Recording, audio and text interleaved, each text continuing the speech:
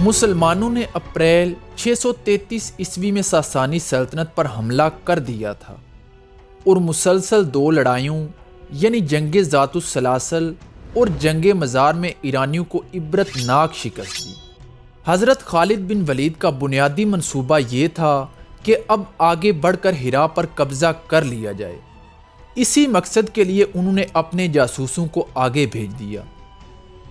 دوسری طرف میزار کی جنگ کی شکست کی خبر جب مدائن پہنچی تو یزدگرد نے مزید 2 فوجیں بھیجنے کا حکم دے دیا۔ یزدگرد نے آس پاس کی تمام بستیوں اور چوکیوں سے سپاہی مدائن میں بلانے کا حکم دے دیا۔ چنانچہ چند ہی دنوں میں ایک بہت بڑی فوج مدائن میں جمع ہو گئی۔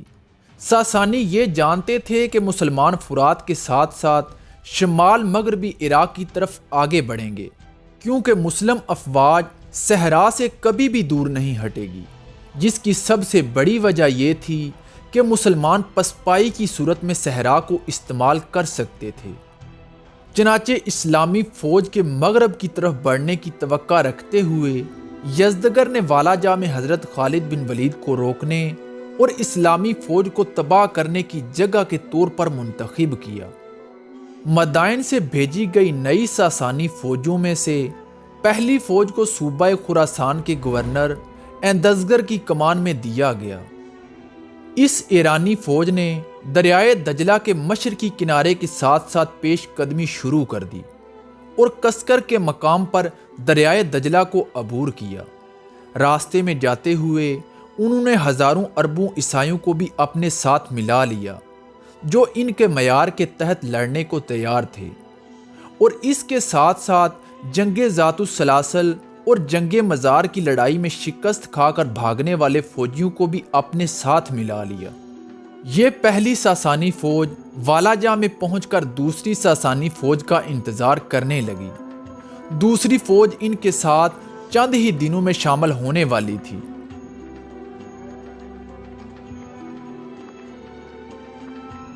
دوسری ساسانی فوج کا سالار بہمن جازویہ تھا، جس کو شہنشاہ نے حکم دیا تھا کہ وہ دوسری فوج کو لے کر والاجہ چلا جائے، جہاں پہلے ایک فوج اس کا انتظار کر رہی ہے۔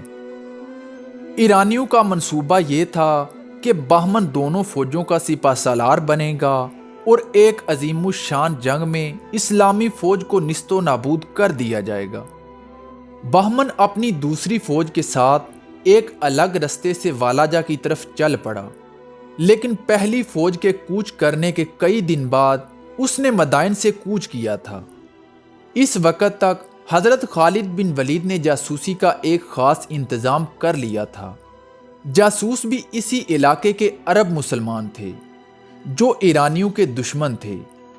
جاسوسوں نے حضرت خالد بن ولید کو والاجہ کے علاقے میں نئی ساسانی فوجوں کی نقل و حرکت اور ان کی بہت زیادہ تعداد کے بارے میں بتایا، اور ساتھ ہی یہ بھی بتایا کہ ایرانیوں کی دوسری بڑی فوج بہمن جازویہ کی قیادت میں مدائن سے والاجہ کی طرف آ رہی ہے، اور ایرانیوں کا منصوبہ ہے کہ دونوں ایرانی فوجیں مل کر مسلمانوں کا مقابلہ کریں۔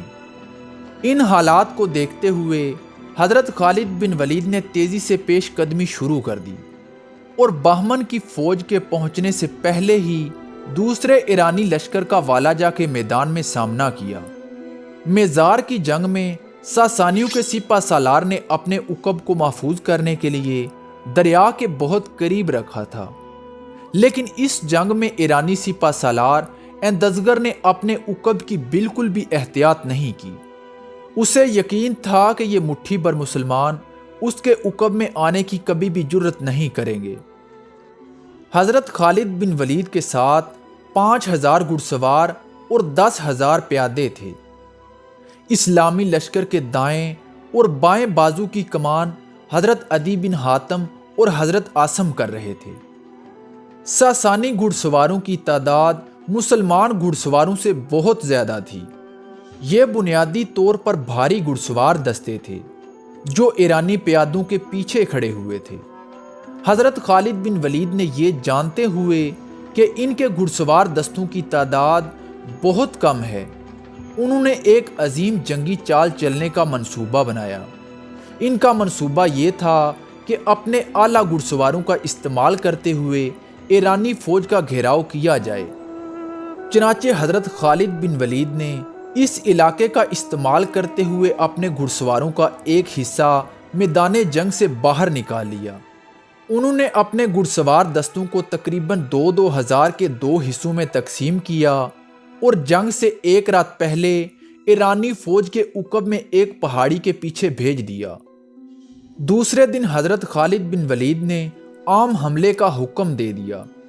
ساسانی فوج کے پاس بے انداز سپاہی تھے اور وہ اسلامی فوج پر حاوی ہوتے چلے جا رہے تھے۔ ایرانی سپہ سالار کی حکمت عملی یہ تھی کہ دفاعی انداز میں آگے بڑھیں اور مسلمانوں کو پہلے حملے کرنے دیں۔ اس نے مسلمانوں کے حملوں کو اس وقت تک روکنے کا منصوبہ بنایا جب تک مسلمان تھک نہ جائیں۔ چنانچہ جب اس نے مسلمان سپاہیوں میں تھکاوٹ کے آثار دیکھ لیے تو اس نے اپنی فوج کو جوابی حملہ کرنے کا حکم دے دیا۔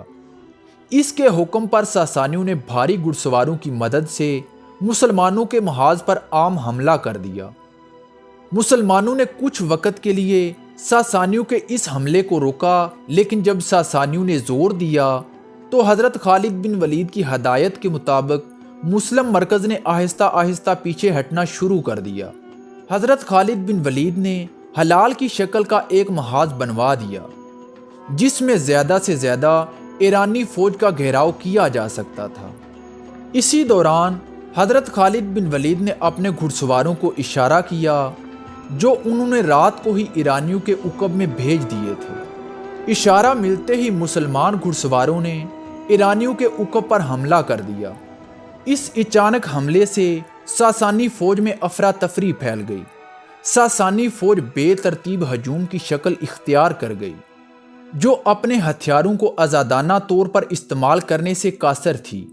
ساسانی فوج کو بھاری جانی نقصان ہوا، اس کے باوجود چند ہزار ساسانی سپاہی اور ان کا سپہ سالار فرار ہونے میں کامیاب ہو گیا۔ والاجہ کی جنگ مئی 633 عیسوی میں خلافت راشدہ اور ساسانی سلطنت کے درمیان لڑی گئی۔ ساسانی سلطنت کی فوج کے ساتھ عرب عیسائیوں کی بھی بہت بڑی تعداد موجود تھی۔ اس جنگ میں ساسانی فوج کے بارے میں کہا جاتا ہے کہ وہ مسلمان فوج سے بہت زیادہ تھی، لیکن اس کے باوجود مسلمانوں نے ایرانی فوج کو شکست فاش دی اور اسلامی فوجیں عراق میں آگے بڑھتی چلی گئیں۔